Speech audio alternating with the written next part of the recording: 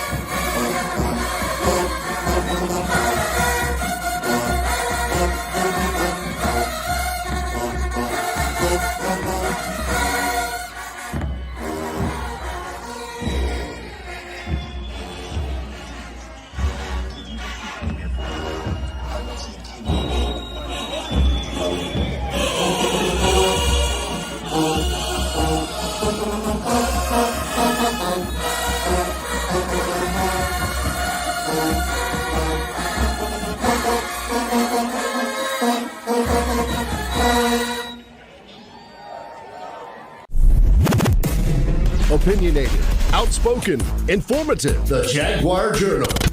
Your source for the latest information on Southern University sports and SWAC athletics. A Baton Rouge sports talk tradition.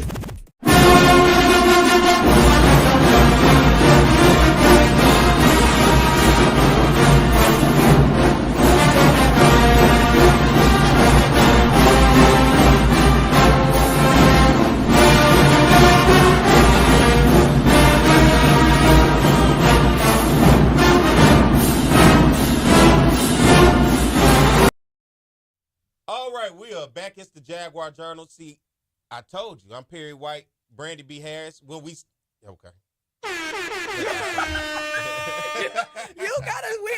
We gotta make sure that Perry is on board with how that's gonna operate from now on. And Mike, you are so appreciated for hitting it every time. I told you it was because we were sitting down. That's what killed the audio. Oh, Isn't it working? Are the people in the chat? Tell me if it's working. It's a remedy to this thing, right? You do this long enough, you realize you don't follow. It's a certain that we thing. can't sit down. I hate that. Yeah. I hate that remedy. Yeah. You saw what I'm happened, not lazy. It's just like I told y'all. It was a long, wonderful Friday, and I did not drink all my coffee, nor did I bring my coffee this morning. Well, get on so up. it was a slow start, but that's okay. Happy Saturday, everybody. Good morning. Good morning to everybody, and thank you guys for bearing with us on our social media and YouTube side. We restarted the live, so that's right. Good morning to you guys. If you're just getting in, thank you guys for tuning back in with us. We love to have your support. I started getting texts and saw the comments. They said we were sounding like robots. I don't want to be a robot. But we got it fixed. They're giving us. They said we're good. Yeah. All right, so let's keep the show going, and I'm glad we good because it's right on time. Because my man Jim Klein, Peter. Look, you love his articles. Everybody shares it. Everybody talks about it. And Southern University had its spring football game last week. So no better than to talk to my man Jim. Good morning, Jim. Good morning, Perry. How you doing? And Brandi. Good morning, Jim. Turn us up a little bit, Mike, so we can hear him. There we go. Jim, how you doing this morning? Doing awesome. Awesome. You got your coffee? You know what? I haven't, but I'm razor sharp, so let's roll. I like. Oh my gosh, I love that. Congratulations for that, Jim. All right. Yeah, I don't know how long it's gonna last. Okay. We're gonna get you in and out real quick. So, Jim, spring football took place last week. Southern University first-year head coach Terrence Graves finally getting the keys to the ship. He gets to drive it. And what did we see early on as this team came out? Of course, first-year offensive coordinator Mark Fredericks. On the other side, Henry Miller returns as the defensive coordinator. I think for Jaguar fans and many of us, including you and I, we have noticed over the past couple years, defense has really kept Southern from being really on the other end of things when we're talking about losing. So the defense has been a bright spot, but let's just start it from the top, Jim. When the spring game took off and we were able to watch Southern, what did you see and what did you learn from your takeaway from Southern University spring game last week? Well, you always see this. I think the defense started the game ahead of the offense. I don't know exactly why that was. We saw a lot of drives that went one first down or no first downs, and then I think maybe the coaches got onto them a little bit. And then it started to even out a little bit. I know it looked to me like they wanted to throw a lot of passes.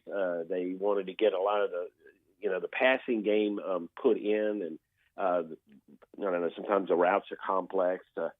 They didn't seem like they wanted to run the ball too much.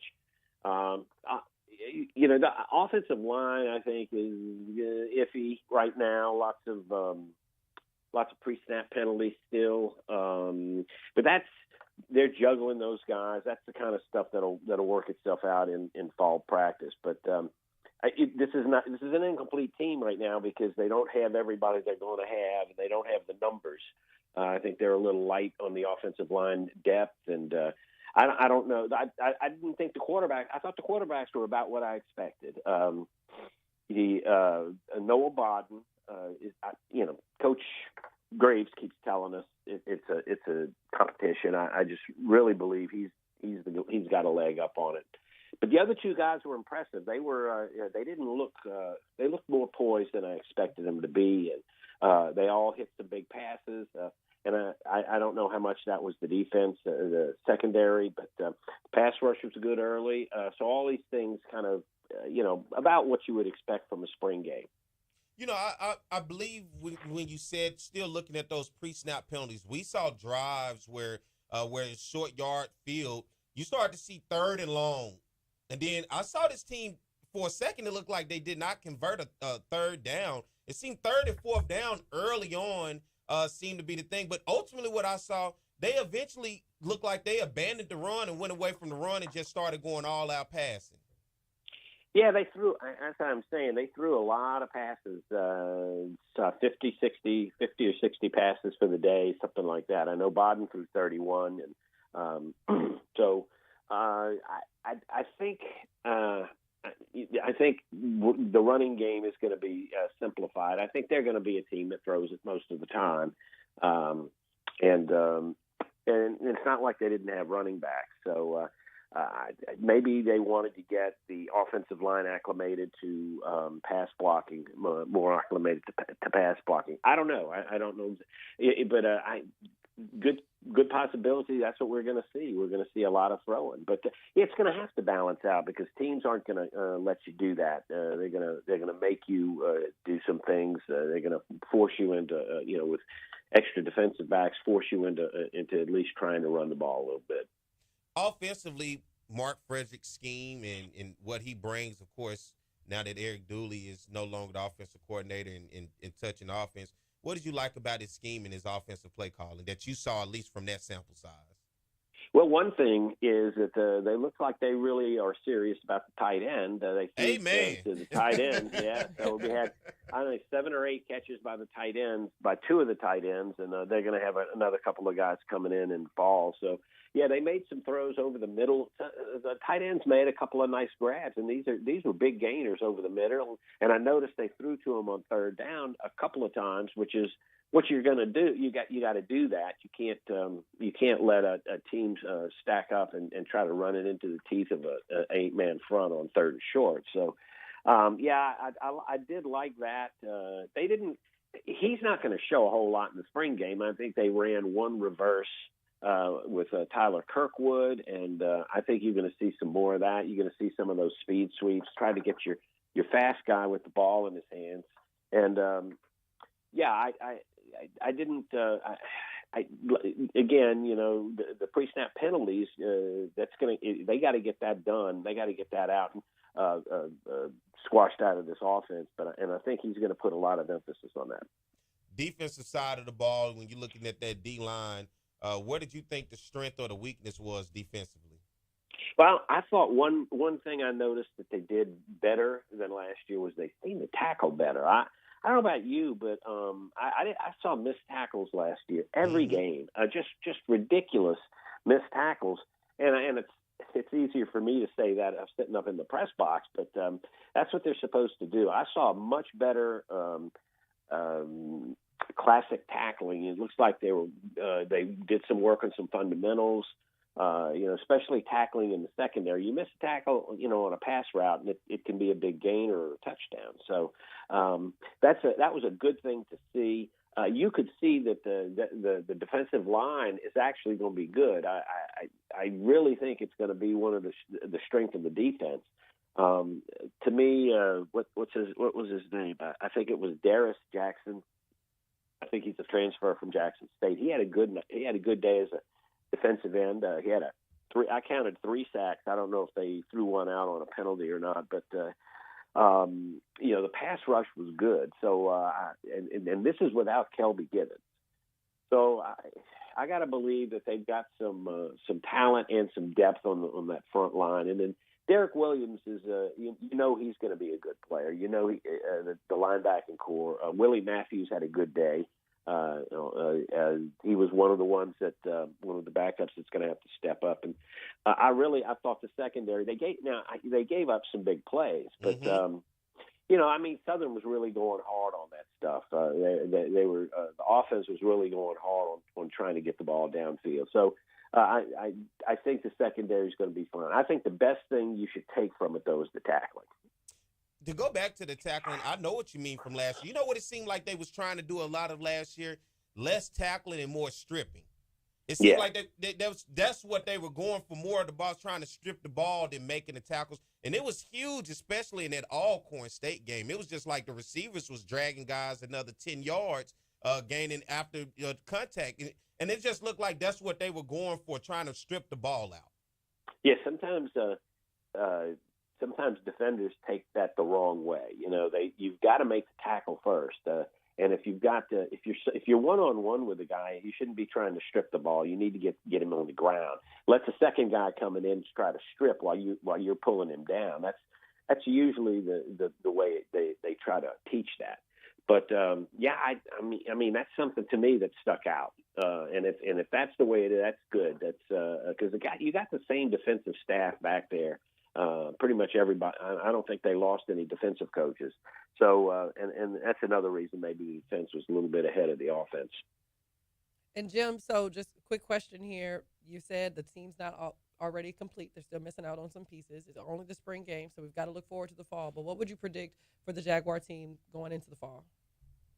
Well, they are going to add some players. The transfer portal is open, so anything they need, and I'm sure they've had a week to talk about it. Coach Graves even said that we're gonna think about what we need, and we're gonna decide if we need it, and that includes maybe another quarterback. Just because you need one doesn't mean the one you need is going to be there. So I'd be surprised though if they didn't sign a veteran, somebody that's got 2 or 3 years of some experience to bring in just to have in case Bodden gets hurt in the game. I don't know if you want to throw in one of those other guys, one of those 2 redshirt freshmen, Jalen Woods or Savion Teastet, into a game without a week to prepare. So it's one thing, to have a week and get them ready, and it's another thing to throw them in, when they haven't had enough snaps in practice against the defensive game plan. So I would definitely see something there. I think they're going to sign a couple more offensive linemen too, and again, depending on what's there. I don't know, maybe a running back. I think they've got enough running backs actually. I think maybe if they can find a playmaker, if there's somebody they would judge to be a playmaker on offense, somebody, you get him the ball, whether it's running or passing, and he can break it. He's got the potential to break it. You might see that. They may get a couple of defensive backs too. I just think they're a little bit shorthanded. I just don't recognize some of these names, but they did have some guys that some walk-ons that stuck out, and Coach Graves talked about those guys too. So I think when you talk about the tight end position, I was very excited. I really hate we just lost Ethan Howard. I was a big fan of Ethan Howard, but I'm a roll with who we have now. I can't think of the guy. What's number 5? Is it Dupree? That's Dupree Fuller. Man, listen, that dude looks I think you could do a lot with Dupree Fuller. I mean, that dude when he steps off the bus, it's like, who is that? Right? He has that build and that look, and he's athletic. He has the hands, and guess what? It's just 2 tight ends, but they get coached by Fred McNair. They may fool around and be the best position on the offensive side of the ball, Jim. Yeah, I think there's a good chance that the tight ends are going to catch some balls this year. Like I said, they may add one of those. They got a freshman coming in, kid from St. Aug, who's a basketball player, is real athletic. I don't expect him to play too much as a freshman, but it looks like maybe they're trying to beef up that position. And Dupree Fuller's ready to bust out a little bit. I think he came to Southern with some good numbers from his school out in California. So. Maybe we'll see something there. And there's such a good third down option when you got a big guy like that can position himself and block, use his body to create space and make a clutch catch on third down. All right, Coach Terrence Gray's first spring game. Under his belt. We look at the whole thing. What did you think of how he managed it? He seemed to be, what he say, on the hop. That's all I kept hearing, Jim. Mm-hmm. Yeah, I think they looked like they were getting their plays in on time. They only had one delay of game penalty. I don't think that was a matter of getting plays in. So it looks like they're managing their game. Looks like they did a good job of managing, and they had enough referees out there. I think. Oh my God! If they didn't, it must have been a school lesson, a referee school lesson day out there, because it must have been about 30 or 40 of them. It's like a convention. Yeah. So. I like what he's doing so far. The players seem upbeat about their coaches. They talk about their coaches, unsolicited. So sometimes I felt the ones last year were afraid to say anything, and these guys, I think they're free talking and they understand. And I mean, I just like Coach Graves' demeanor. I like what what he says and what he emphasizes. So it's spring, so we'll know in the fall after that first month of fall football. We'll know what kind of coach he is. Yeah, because as I was looking at, everybody want to ask Pierre, hey, I just said, look, to me right now, what you have, they do not look like. It's some growth and development that needs to take place, and like you said earlier, some pieces, especially on that offensive side, offensive line. But I don't quite think from coming out of the spring, this looks like a championship team yet.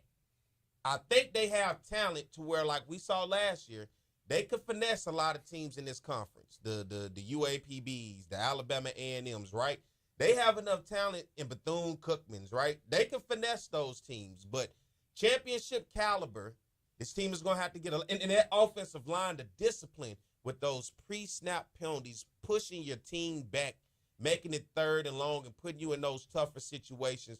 It's more than just having those guys out there. It's the focus and the fundamental side that I think is going to really have to zero in to get this team. If they're looking to get to a SWAC championship and Celebration Bowl, they're going to have to really lock in and build that camaraderie with each other. And I think bigger than anything, accountability, because even with drop passes from the receiver, we had one that guy was wide open to the end zone and drop. It's those types of things where you want to see a team locked in, ready to go if you want to win a SWAC championship and get to that Celebration Bowl and be deemed the HBCU national champion. Yeah, you touched on it there. You've got to build from the inside out, and Terrence Graves knows that. So you got to get your offensive line right, and you got to get your defensive line right, and not just right, but you got to get them deep, and you got to get aggressive, strong, talented players in both places, because the lines is where everything starts. If you got running backs getting through the defensive line and they're busting into the linebackers, you've already given up too much yards on a play. You got to have guys that can run, defend, and on the front line, you got guys that can move the line of scrimmage. And so that's the championship teams are usually the ones that have the best offensive and defensive lines, or the most consistent line play out of those guys. And then you need the quarterback, of course. So I think they're in good shape quarterback-wise if they don't have any injuries. That's why I'm saying I got to believe that they think they need to get one more quarterback and at least somebody who they can put in the game that can run the offense, not necessarily be a superstar, but at least get the ball to the people that need to get it, make a few plays, make a few throws. So just somebody that has some experience and won't freak out if they get put in the game. Brandi, you got anything? I think that's pretty much sums it up. We're just looking forward to what happens in the fall. I mean, everything we talked about last week, I think, was what we saw from the performance in the spring game, and that all has to just translate into wins. Because we like our championships. I was telling Pete Richardson it's a performance-based thing, so we will see when we hit the field in the fall. I told Coach Richardson, you like the father that spoiled all his kids. So you gave them everything they wanted. Now, look, that's all we want now. Championship. And there's nothing wrong with that, okay? Because that is excellence. A high bar of excellence. That's what I was going to say. As they say, Southern is the standard, right? Jim, that's it. Appreciate you for coming on, man. I hope you going to make it out to the Blues. You like the Blues, Jim? I'm out of town, Perry. Okay. Okay. I'm sorry, I done got you. That's why. Okay, I apologize, Jim, but I appreciate you coming on and being able to rock with us, man, as always, as we wrap things up talking about football. The people love it. You see it with your articles. They love to talk about Southern football, but, because of the spring game, that was the recap. So, Jim Klein, Peter the Advocate. Jim, thank you for coming on this morning, man, and enjoy yourself out of town. All right, Perry. I'd be at the Blues Festival. I wasn't out here. Thank you, Jim. Thank you, Brandi. Thank you. Have a Perry. good one. All right, let's get ready to take a break. We'll come back for a short segment, recap what we did, and then we'll come to the 8:30 hour, talk about the Bayou Classic. We'll keep football going, all right? So y'all stay tuned. We'll be back more to Jaguar Journal. Darius Skelton has really had this wave of momentum for Southern. Yeah, first-year player in this program. I love his decision-making. He makes quick decisions, particularly when running the run-pass option game. That's his specialty. He's been an impact for this offense since he took over as starting quarterback. Well, Darius Skelton is a dual-threat quarterback. He can throw the football. He's very good at throwing the ball down the field. We're going to work on this spring those intermediate passes, but down the field, he's one of the better down the field passes that I've seen. Play action, Skelton going for it all, has a man, and hauling it in is Hunter Register. And then when you talk about running ability, he has running back capabilities. He can go the distance. He has the speed to go the distance. He has the power, and he has the vision. And I think when you put that with a dual threat quarterback, I think he's the reason why we're so happy about this coming season. Skelton feeling the pressure. Skelton eludes a couple of tacklers. He's still on his feet. Oh my! Little shake and bake juke move, baby. Being a quarterback, man, it's not easy at all. It was hard being here and having the expectations to be the starter and not being the starter. It was overwhelming. Like, I was ready to play, and not playing when I was ready to play just made me kind of look at life differently and really think, should I be here or should I not? And I talked to God, and he just settled me down, and he told me to be patient. That's what I did. Skelton, who started the last 6 games of 2018 for the Jaguars. They went 5-1. Their only loss to Alcorn State in the SWAC title game. Taking the jet sweep, and Skelton awfully good with his leg. Blitz. Register, the receiver at the bottom of your screen. Nice grab. All who have had an impact here in the year lowing. Southern still. Skelton comes up for the 3rd time. Taking the jet sweep, he'll keep it.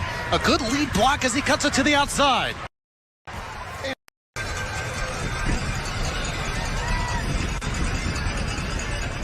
The fake to Ben. Skelton will run. And dragging with them for a few yards. Darius. But time stepping up into the end zone has registered. Flag down, catch made, touchdown, and it's actually first quarter yards. Southern 121, McNeese 40. Fresh set of downs as we begin the second quarter, and looking deep, Skelton for Register. What's going on, everybody? I am Perry White. I'm the host of the Jaguar Journal. I want to make sure that you guys tune in live each and every Saturday morning from 7 a.m. to 9 a.m. on 10.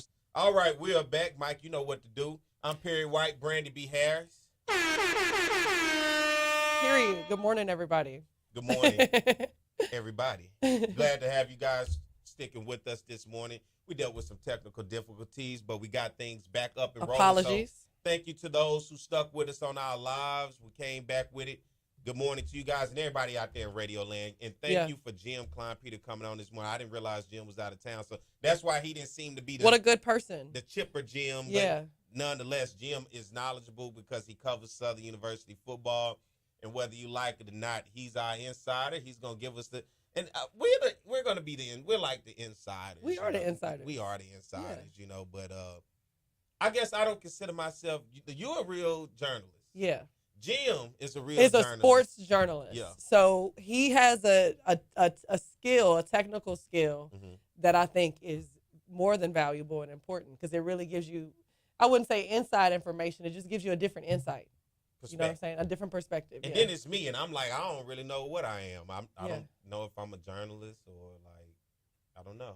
I think you're a journalist. In my own way. And for Southern University sports, you're certainly a journalist. Maybe so. For the SWAC, don't just look. I'm of the SWAC, baby. The whole thing, right? Right. But this is the Jaguar Journal. It is the Jaguar. The Jaguar Journal. That's right, but you are, man. You have many things going on. So you're right. You're right.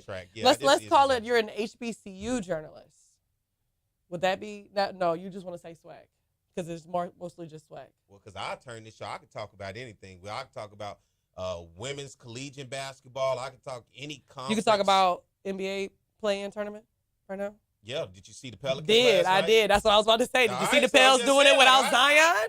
Did you see the Pels getting it done without Zion? I'll jump anywhere with you. Yeah. And Zion Williams, he needs to lay off those festivals, right? He going to all them festivals. No, he played a career high game the other night. Let's not do that. He really has been turning up this season. But, you know, after the injury, what was that, Monday or Tuesday night? Came back this week. I mean, the question going into last night was, can they do it without Zion?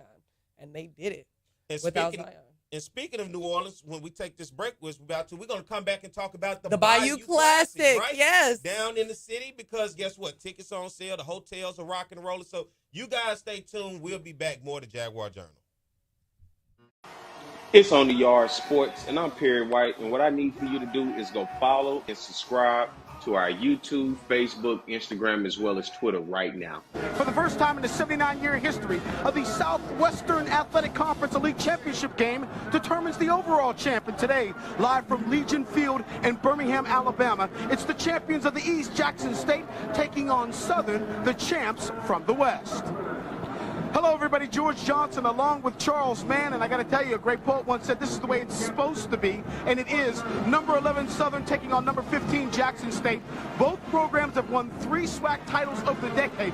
So it's only fitting in the first SWAC championship game we determine the program of the decade. We've got a lot of offense out on the field. And yet this guy right here, he's going to tell you this game's all about D. It's always all about D, George. You know that.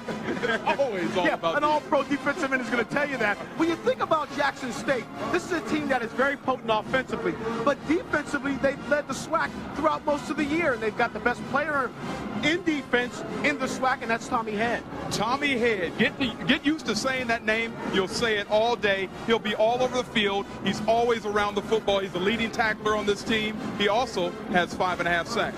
At one point this year, Southern led the nation in scoring defense. Then they ran into Florida A&M. They got a lot of guys out there that can get it done, but at the top of the list is DeMarcus Miller. DeMarcus Miller, the linebacker coach, Terrence Graves, told me there's one word to describe this kid, and that is relentless. He's only 5'10", 285 pounds. He makes a lot of plays, though. Relentless, appropriate word for our third member of the broadcast team, and that's Joe Clare, who's standing by down on the sideline. Joe? Yes, indeed. I'm down here on the field capturing all the pageantry and revelry that is black college football. Birmingham, Alabama is a lovely city. This is the inaugural SWAC championship in their city, so they came out to have a good time. I will be covering the bands, the cheerleaders, shout-outs, all of that kind of stuff. Back to you guys up top. All right, thank you very much, Joe. You know, earlier this year, Southern beat Jackson State, the 4th straight win over the Tigers. But what's most impressive about Southern, they haven't lost a conference game in 25 outings. They put it on the line against Jackson State. We look at the starting lineups brought to you by Western Union Money Transfer, the fastest way to send money worldwide. You saw the backs. Here's your offensive line. Damon Nivens is a first-team All-SWAC member. Defensively, there's your starting lineups for Jackson State's defense. Chandler, Tommy Head, Edward Reese, pretty good middle linebacker. Rashard Anderson is a professional prospect, and they say he will be in the NFL next year. It is your starting lineup, brought to you by Western Union. Mark Washington is your quarterback. Destry Wright, the all-time leading rusher in school history, is the tailback. Jeremiah. All right, we are back. It is the Jaguar Journal. I am Perry White, Brandi B. Harris. All right, good morning. Good morning. Good morning. Good morning. All right, we're going to keep things going because guess what? As we're talking football, we had Jim Kleinpeter come on and give us a recap of Southern University's spring game. And when you start talking football, you got to talk about the granddaddy of them all, right? The biggest happening in black college football, and it happens right here in the state between 2 state institutions, Southern University and Grambling State. And it is an annual game down in New Orleans, and you got to be under a rock if you don't know about this game. Right. I mean, it's a huge deal. Big Last deal. year was the 50th, and from what I can understand, it was a do-not-miss occasion. And who won it? You already know. Terrence Graves is 1-0 going into his new title as the head coach of the Jaguars, undefeated. And interesting enough, Terrence Graves is the only coach. Give him the facts. At Southern and Grambling and has won the Bayou Classic both ways. Love that for him. Isn't that But crazy? that's okay. We're going to get more wins on this side for him. And nobody better than talk about the Bayou Classic, right? She is the CEO of NOCCI, and I'm glad to have her here, Miss Dottie Belletto. Good morning. Good morning. Good morning to you both, and thank you so much. You're a ray of sunshine on this day. Hey, look, I'm glad to have. Look, We love to hear that. Right now. I like that. Dottie, talk to us, okay? Everything out in the open right now. Bayou Classic tickets are going on sale. Hotel slots are open. It's always good, and I tell people, because let me tell you something, Dottie. People always hit me up in November and the end of October talking about trying to get things together for the Bayou Classic. You're too late. You're too late. Let's talk about it. You're too late. You had last year, if you didn't have your stuff together by, I would say, Halloween, if you were a last-minute person thinking on Thanksgiving Day, I'm just going to ride out there like tradition, it absolutely was not that kind of You're event. going to be in the nosebleed. And Dottie's organization is a part of making it such a huge success like that. A blowout, sold-out success. Talk to us about the tickets and the hotel, and things are starting to kick off to get people prepared for the Bayou Classic.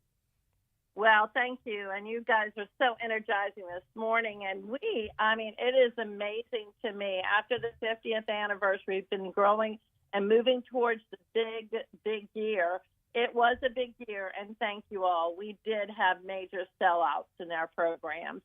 And this year, the 51st, it's sort of a renewal of energy and looking to the future. So our guests are going to have a whole other look at Bayou as they come into the 51st. And they're going to want to be there to be part of this happening. Because right now, Grambling has 24 wins. Southern has 26. Now, you tell me who you think's going to hit that turf and come after them. Hold on, Dottie, say that again. Say that, Mike, get ready to hit that for us. Dottie, say that again. Wait till she finishes, Mike. Say that again. What's the Grambling to Southern? What is it? Wins are 24 to Southern's 26. Hold on right quick. Let's go. Let's go. We love that kind of information on a Saturday morning. Remind us again of the greatness. We love that. Well, the most important part, too, is the fact that this is going to be a showdown this year. Mm-hmm. It is every year. It doesn't matter what's going on during the fall schedule. But I tell you, when these two teams get on that field in that Caesars Superdome, they become gladiators. I mean, they are out there to win. And these young men come in and they just, I don't know what it is. It's got to be the feeling of being on an NFL, in an NFL facility or on that turf. Or I don't know what it does, but something comes over them. And I have never seen these boys, play like they play when they get to the Caesars Superdome. It's just a downright rival, just house divided. Yes, it's a rival, and it's a real rival. And going into the future, it's becoming more and more important to these young men because they want to have opportunities into the future. And Bayou Classic provides that for them. And it is providing these kids the opportunity to continue their education, to be able to play the best game in the world in football. And that's what their pleasure is. That's what they love. So they go sit in a classroom all day. They go out on the field to practice until it's dark. And then they start all over again the next day. These kids are giving their all. What we can do as adults and supporters is be out there and support them in any way and every way we can. And the best way to do that is to be in that Caesars Superdome, being at that game and supporting your team. And it is going to be a show. It is a show every year. But this year, I'm telling you, it's going to be something. I mean, fireworks are going to be out. Well, we have fireworks. We're going to blow the roof off. Well, we're looking forward to it, Dottie. And, of course, the tickets are on sale. Your organization, NOCCI, y'all were awarded the contract for Bayou Classic for the 2011-2012. So it's been like a continued partnership. Talk to me about that partnership and what we can expect from it for this year. Well, we have been growing with, as you know, after we had the terrible hurricanes and everything else, people were kind of starting to come back. So over the 12 years we've been at the table, we began to build it up. And to build it and building blocks, we knew we had a 5 to 10 year plan. And the plan is right on target in bringing our guests back, giving them a good show, showing them what these young men and young women are doing in school scholastically, and education is a very big component of this, and also out there on the field to show their athletic abilities. So we have just continued working very diligently with each campus and working with the students. They are the future, to bring them back into the game and to give them the opportunities that they're so deserving. So they should have whatever they want in life. We want to put it out there and show them all this is available to you. We just have to keep everybody in school, graduate, put the work in, and then you're going to enjoy your life as you go through life. So, we have just been building it and building blocks, just building our attendance, building the entertainment, building the celebrities coming in, and you can see the 50th. It was really magical. Mm-hmm. It was amazing. It was everything that we could have imagined, and now we just have to keep taking it to the next level. So be ready for this year. The 51st is going to be not anything to sneeze at. It's going to be even more incredible. Dottie, I can tell you personally, the Bayou Classic, it is the reason where I fell in love with Southern. My aunt and my uncle brought me down. My uncle went to Grambling, but when we were younger, it was always that question of, they didn't really want to deal with the kids. There was a lot going on in the city. But as I got older, we went to the Bayou Classic, and it was something about and this was in 2000, right? Going into that arena, watching the entire Superdome field, watching the excitement of the game, including with the bands. And at that time, I had a little Kodak film. You press the thing and you wait on it to light up, and you hear the noise and you take your pictures. So I took them to Walmart, got them developed. I talked about that game nonstop when I went back home, right? And everybody was like, a lot of people had not known about the Bayou Classic where I was from. And so, I talked about it, but I'm going to tell you, it's something magical and special because it left a lasting impression on me. And because of that, I ultimately chose Southern University to go to school, and nobody else, and didn't even have any family in Louisiana. But that game had so much, it meant so much to me, and it made me fall in love with Southern. Now, some people fall in love with Grambling. It is what it is. But for me, it was Southern. And because of that, I fell in love. The Bayou Classic is the biggest thing to me. And I still have a love for it this day. This is why I do the Jaguar Journal. This is why I have conversations with you and be able to put information out there, because it's much more than a football game. It is an experience, and it is magical for people, especially if you've never been a part of it. And for a lot of young people, when they grow up with families, this becomes a tradition. Yeah. And because of that, it is much more than just a football game and the bands and the stands. This is something that lives on as a lifetime for fans and people around Louisiana and all across the world. Well, Perry, thank you so much for sharing that story. And it's a story of many, and we want to tell more of those stories because it's heartfelt and it's real.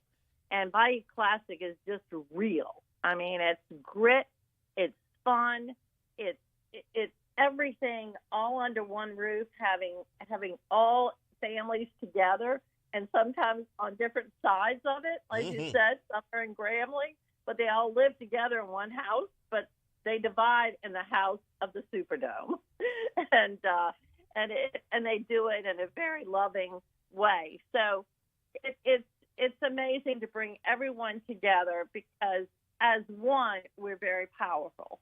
As one, our voices can be heard, and as one, we can help these young people and these students to go out into the future and have what you have, and have the results of where they want to be.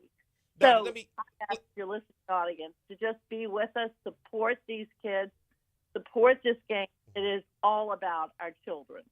Before we get ready to let you go, Dottie, one thing I want people to understand, because there may be an audience that is listening, the economic impact of the Bayou Classic to the city of New Orleans. Yes, sir. Yep. That was pretty incredible. We had an economic study done this year, and we showed some strong numbers, and it comes from our visitors that make it happen. It looks like this came from LSU did an economic impact study because we were given. We've been working on getting to be part of a special grant, and as part of that grant, they were able to do an economic study for us and brought us into a point where they found $26.5 million in overall economic growth, which is, it just shows us, it puts us in the line with, some of the others. We're coming up with the Sugar Bowl, and we're coming up with other big activities in the city, and the Bayou Classic is holding its own, and it's just amazing. We had over 200 jobs to the state of Louisiana, including direct and indirect. Just reading from my thing, and generating over 750,000 total sales, and that's just a taste of some of our visitors. The way this study is done is they are actually on the street interviewing our guests. Then they compile all the information. So this is just a taste. Just think what's really out there, right? So we are becoming a force in this city, and we're becoming an event that major international and national companies are looking at. And what does that mean? What that means is jobs for our students. That's why it's so important to me to bring everybody together so that these students can interact with these national corporate leaders and local corporate leaders all the way through, and have the diversity of the different kinds of industries and jobs that are out there that they're studying, and have these people in the room that they can actually interact with and make their futures come true. So that's the important thing here. All this leads to the Bayou Classic, but a lot of stepping stones along the way. So we work very hard at OCCI to bring in the top companies, and the top companies are looking at what, of course, it's a win-win. What can they find at Bayou Classic that they can't find anywhere else? Well, we are the number one classic in the nation. We are the only classic on national NBC television. We are the only classic that has two amazing world-renowned bands from both schools. There are so many things that set us apart from the rest that it is amazing. And when we're able to showcase that to these corporations such as Procter & Gamble, then they keep coming back. They've been coming back for almost 7 years now. And then we have more coming in. So it's so important that we do our job, and we do the best job possible to elevate Bayou Classic so we get the attention of every leader in this world that can help our students. So, it sounds big, but I'm telling you, we're there, and we've got a magnifying glass over us, and people are looking at us very seriously. And numbers just don't lie. It is what it is, right? Well, Dottie, we certainly appreciate you for talking to us, and I really look forward to hearing more about those partnerships, like with P&G. I know that the game, it's become more than just the game and the Battle of the Bands, right? There are so many events, especially for the students, to showcase their talents and all of their academic prowess out there and connect them with good jobs in industries and businesses that they maybe wouldn't have thought of. And the tickets on sale right now for the 51st Bayou Classic this November 30th. $20 to $199. Tickets on sale right now. It did sell out last year, so don't waste your time. Go ahead and buy your ticket ASAP. Dottie, for the people that want to keep up and follow, what should they go to keep up and get more information for the Bayou Classic? Well, we have mybayonclassic.com, which is our website, and we are, at this point, as far as I know, the only classic that has an app, so you can go to your app store and purchase that. We have Facebook, My Bayou Classic, and we also have Instagram at Bayou Classic 74. So there's a lot of social media out there. We're always available to you. Just go to our website. We have everything right there, and we'll connect and communicate with you. Thank you for this opportunity. It is the energy and everything that's going around Bayou this year. It is amazing the calls we're already getting, and we're already setting up hotel rooms. And I tell you, that's the other really important piece is your hotel room. I know when you go in, you have to pay for the first night, but I tell you, it's important you get that done because they go fast and sell out, especially the schools, Hilton and the Hyatt and the hotels around there, the Hyatt House, and, all the hotels in New Orleans. I mean, we started with having to beg these hotels. Do you know how many hotels that are begging us now? We have over 40 hotels begging Bayou Classic to allow them to be on our website and to give us a rate for our guests. I mean, I'm overwhelmed. I like the energy. You saying we have the energy. I like the energy because you're exuberant. Listen, if you need some energy around this year's Classic, Brandi and I, look, if you need us. We're going to be ready. Hey, at any events you want us to be a part of, and look, use this platform. You're more than welcome anytime because, listen, we have a listenership and viewership not only with here on the radio around the Baton Rouge and the capital city area, but as well as our viewership with our YouTube Live and our Facebook Live. And people not only from Southern and Grambling, of course, we have the ears of Louisiana, but all around in terms of SWAC, HBCU lovers, football, people that just love New Orleans and want to find a reason to come to New Orleans, right? We have that. So this platform is open anytime you have any information or anything you want to put out there to the people that you feel could help this thing be more successful each and every year.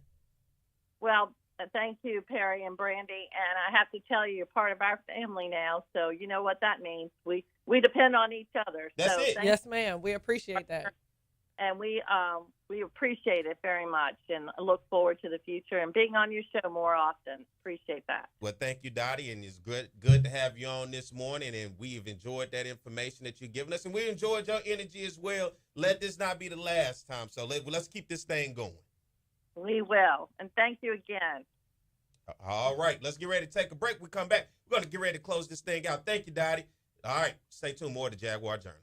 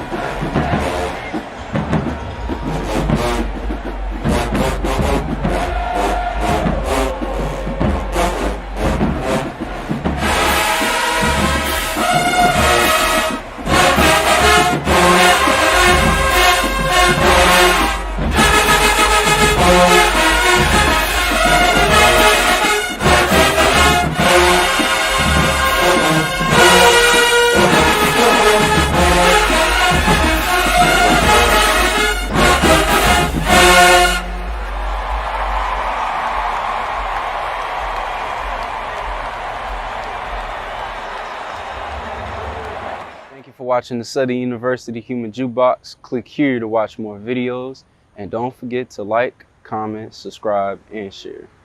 What's going on, everybody? I am Perry White. I'm the host of the Jaguar Journal. I want to make sure that you guys tune in live each and every Saturday morning from 7 a.m. to 9 a.m. on 107.3 FM. We also have our affiliates in Alexandria, Louisiana. All right, we're back. It is the Jaguar Journal. Good morning to everybody. Perry White, Brandi B. Harris. Good morning, everybody. Let's go to the phone line real quick. We got Chuck on the line. Good morning, Chuck. Hi, good morning. Good morning, Brother White and Sister Harris. I do the sound. What you got for us, Chuck? We up against about 2 minutes. I'm gonna leave this with you.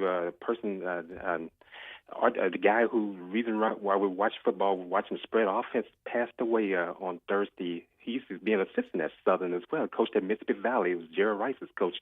Archie Gunslinger Cooley passed away at 84 years old. He's a man that started the point-of-minute offense with Bill Walsh. They call it the West Coast offense, but he's the reason that you see spread offenses that people enjoy watching in football today. I just want to point that out there as well. And I know he coached there in Pine Bluff. I know it's part of a chapter they won't forget it at UAPB. But that's an untold story. A lot of people don't know about that. The death penalty that happened at UAPB, one of the few schools in the country that actually had to deal with the death penalty, and they shook back, though. They came NAIA, and then ultimately joined the SWAC, I think, in like 97. But, the gunslingers, they call them up in Pine Bluff, of course. Oh, yeah, I saw him coach with his cowboy hat on. Show you how old I am. I'm in my late 40s. I'll be 50 next year, and I remember all of that. And in his later years, Chuck, he was at Paul Quinn. Yeah, they had started back, and then because of the finances, they ended up cutting out the program. Yeah, I know. Hey, I followed the gunslinger. I remember UAPB and Paul Quinn played, and he came back, and that was a big thing some years ago. So, man, a legend in the HBCU football world he was. Yes, indeed. Yeah. Oh, yes, indeed. 20-minute offense. And I know Willie Totten is on staff down at Southern now, and, he'd give you plenty more stories about him. Yeah, well, I saw a lot of outpouring of memories and support for him this week when I saw his passing. So I'm glad you called to bring that up. Thank you, Chuck. All right, Sister Harris, you all take care. Be safe down there. You too. All right. Chuck is a big supporter of the show. I always love to have Chuck call in. Yeah, the gunslinger. Look, I had the opportunity to meet him. I love that he brought up the fashions, because this week, that was my favorite thing this week, was going through pictures and seeing him with his cowboy hat. There were so many different variations of the hat. I'm going to tell you one to look up, since you want to look up fashion. He used to coach at Bethune-Cookman. Alvin Shine Wyatt, I think is his name. You need to check him out. Okay. He looked like he ought to be performing today on stage. Okay. Yeah, he dressed like a blues singer. I love that. So he'd be clean. Oh. Yeah.